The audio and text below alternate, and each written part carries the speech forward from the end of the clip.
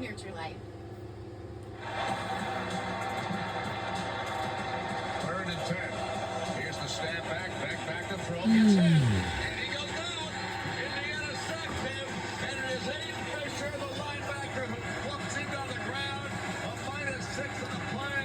And Indiana doing a heck of a job defensively again. That Aiden Fisher sack, one of 7 quarterback takedowns by the Hoosier defense in this year's college football playoff. IU allowed just over 75 rush yards per game and allowed the team to not trail for a single minute throughout the course of the entire playoff.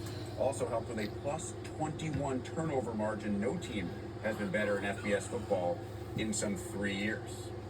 And we are thrilled to be joined by Aiden Fisher. It looks, my friend, So like let's interview our linebacker for the Indiana Hoosiers football team, Aiden Fisher, is joining us. Let's We explain. give ourselves a week, and then a bunch of us will be on to different things. But I think after this parade, we'll kind of move on. But just being in the moment right now. I know you've been on a lot of return trips back after football games. What was that flight like on the way back from Miami? That had to be the best one. I know a lot of guys were tired. We ended a little late, and then a lot of family time after at the hotel. So it was a tired flight, but everybody was in a great mood. A lot of the guys, just kind of hanging out, talking. The ones that weren't talking, everybody was sleeping. So a really good flight for us coming back. Take us down to Miami in the aftermath. After the trophy ceremony, after you guys did all your post-game responsibilities, what happened in those next couple of hours? Yeah, I think a lot of us just got hung out at the hotel. Families came in. We had a section off a part of the hotel so all the families could come in. So it's a lot of people, a lot of smiles going around for everybody. There were some tears in there with some families. It was emotional. A lot of us know that this kind of end of the road for us, collegiately. But just soaking up the moment. Everybody just wanted to be together and be with each other. It was just a special time. I thought one of the great post-game comments came from Carter Smith, such a consistent player all year long, and then he flinches. It allows Miami to get the ball back. Jamari Sharp makes it a non-issue, and he told our Ashley Adamson afterwards, I'm certainly going to hug. I might, in fact, kiss Jamari as soon as I see him. Can you update us on what actually happened? I definitely saw the hug. I didn't see a kiss. But Carter Smith is, one of the best football players I've ever seen. But he's just such a funny person. So seeing that interview, it's been sitting in our group chat a couple times. It's just funny to see the raw emotion come out of him right there.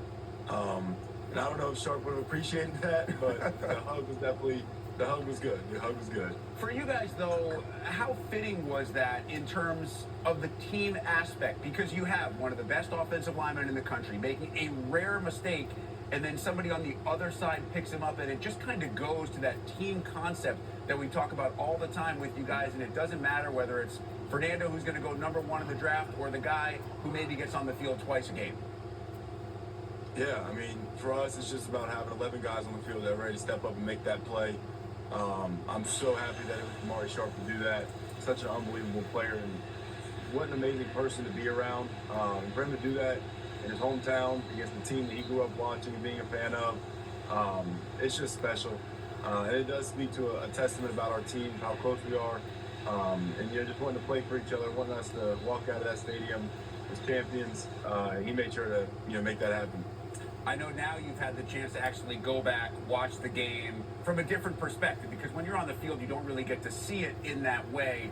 Your thoughts on Fernando Mendoza's run on 4th and 5, taking the shot and somehow finding a way to not just pick up the first down, but score the touchdown?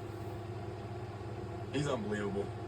Nothing he does really shocks me anymore at this point. I've seen so many special moments with him this year that just kind of leave your jaw on the ground, but this one just speaks to how bad that he wants to win, not only for himself, but for his team. It's never been about him. He wouldn't have cared if we put anybody else in that position to go make that play. It's all about just getting in the end zone and walking out of there with a win. I'm sure glad it was him though to have that moment. And I remember him coming off and he's flexing. He hit the Heisman pose. And it was just so exciting to see a true testament to who he is as a player and a competitor. He wants the ball in his hands in big moments and clutch time, and he makes it happen every time. He made the run. Coach Sig actually said post-game that he spoke with Mike Shanahan, and he made the call on 4th and 5. Not just the call to go for it, but the call to run the quarterback draw, because he said, in typical Sig fashion, I saw something that I thought we would be able to take advantage of. He had said that before, and he's been right almost every time. How legendary is his ability and capacity inside the film room to not just watch all that tape, but to then take it and use it to your advantage on the field? Oh, it's unbelievable. His preparation, his film study, you can't compare it to anybody else. It's just a different thing that has been the backbone of his blueprint to win football games. It's just he believes in himself and how much he prepares. And I'm sure there are a lot more bullets in the chamber for whatever else he was going to see on that play. But I mean, what an unbelievable play, what an unbelievable call. And he's the best coach in the game for a reason. Just phenomenal. Aiden, how long did it actually take once Jamari came up with that pick for it to settle in your brain and for you to realize this actually happened? We're national champions. It took me a minute. Even being up on the stage, I don't think it had really hit me at that point. But seeing my family, my sisters, my grandma, my grandpa, my mom, my stepdad, they all had tears in their eyes. And my mom had an emotional week just with it being my last college game and being in the national championships. So just seeing them so emotional like that had me a little choked up in the stands, seeing them. I think that's when it really hit me. And everybody else was just overjoyed, emotional. And I couldn't imagine any other end of my career than that. It's a special thing, a special journey I've been on. It makes sense that it took an extra second or two, because you well know a game is never over until the very final whistle blows. And after Jamari's pick, you guys are backed up so far that Fernando can't actually even take a knee. He has to go forward with that last snap. So was there a tinge of nerve on that very last play until you heard the whistle and knew Fernando was ruled down? Oh, absolutely. I just wanted him to catch it, fall down on the ground, and then I wanted to see him just get back up and throw his arms up. But I did see Coach Sig get into Sharp a little bit after the flag. And that's just who he is. You're in the national championship. You just sealed the game, and he's still coaching like it's a tied-up game 0-0. So there's definitely a lot of nerves in there. I didn't know what was going to happen at that last play, but I'm just glad Fernando got his body up. Was able to seal the game, officially that time. And man, when the confetti fell, something I'll never forget. There's been comparisons to your win and the Miracle on Ice hockey team of 1980. And I went back and watched interviews, and those guys all said after they beat the Russians, it was just euphoria. They had no thought at that point that they would be etched into history forever. How long do you think it'll take you guys to realize that you didn't just win Indiana's first national championship, you'll be part of college football lore forever? Yeah, I mean, it's something that's so hard to kind of grasp as an idea. Growing up, I used to watch these games all the time. I'm like, man, you guys are legends. It's unbelievable how this is even happening.